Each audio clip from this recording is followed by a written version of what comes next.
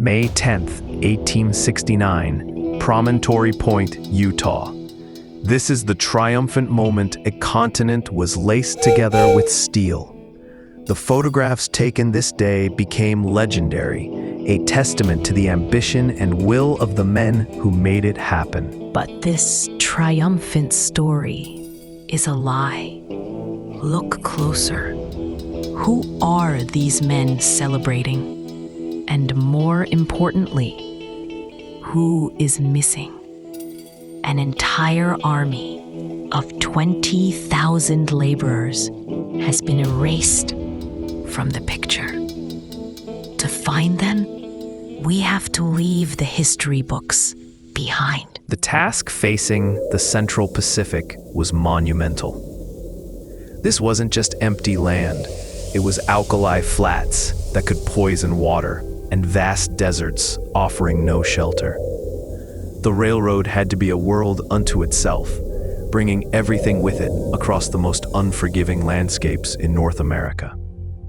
Before the track came the telegraph. These poles, marching relentlessly across the Humboldt Desert, were the nervous system of the operation. They allowed for instant communication over hundreds of miles, the first thread of the modern world strung across the wilderness. And feeding this advance was an unprecedented logistical tale. This Teamsters camp shows just a fraction of the operation. Thousands of mules and horses were needed to haul every rail, every spike, and every barrel of food and water to the moving front line. So who would take on this impossible work? The answer came from across the Pacific. This is one of the few surviving images of a Chinese work camp. It wasn't just a temporary camp. It was a mobile city that followed the iron path eastward, a world unto itself, built on a foundation of stark necessity. They lived in tents, pitched among the rocks, completely exposed. Unlike white laborers who received company provisions, the Chinese workers were responsible for their own lodging and food, which they imported all the way from China itself. The contrast was stark. Here, at the same end of track, is the car of the American superintendent. It's a wooden house with a porch and a clothesline, a small piece of domestic life. But this separation bred resentment. As the Chinese workforce became indispensable, they began to recognize their power. In June of 1867, 3,000 of them staged one of the largest labor strikes of the era. They demanded equal pay to white workers, an 8-hour day in the treacherous tunnels, and an end to physical punishment. They demanded to be treated not as disposable labor, but as men. Because this railroad did not cut through an empty continent. For centuries, this was the land of the Paiute, Shoshone, and Washoe people. This portrait, taken in the new town of Reno, captures a Paiute family caught between worlds.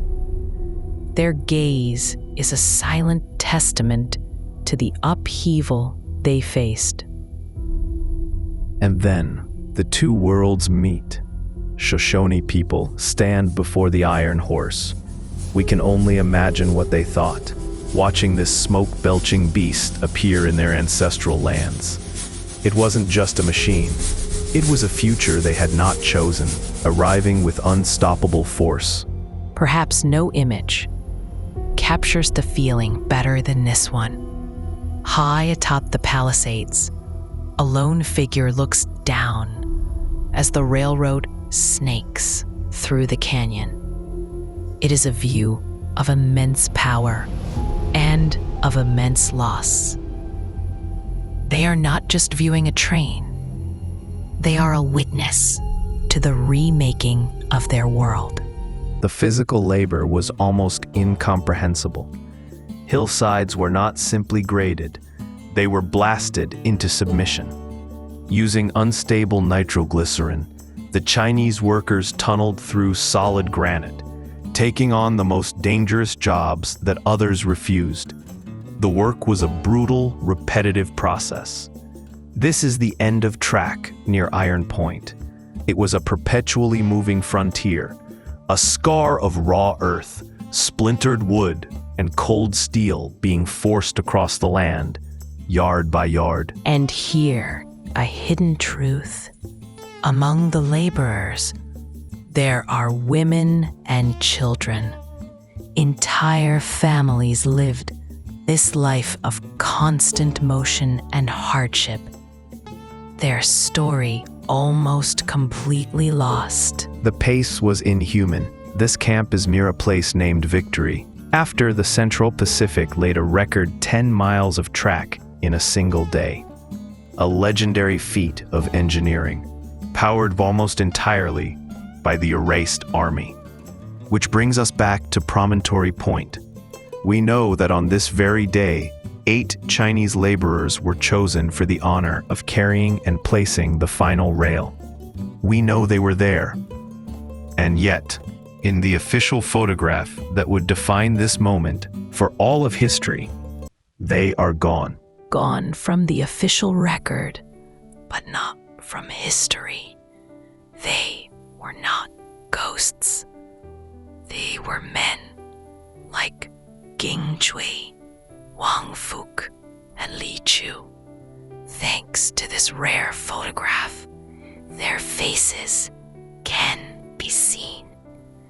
Their names can be spoken. They must be remembered. Their legacy isn't in the grand photographs of celebration, but in these unseen images of the world they built.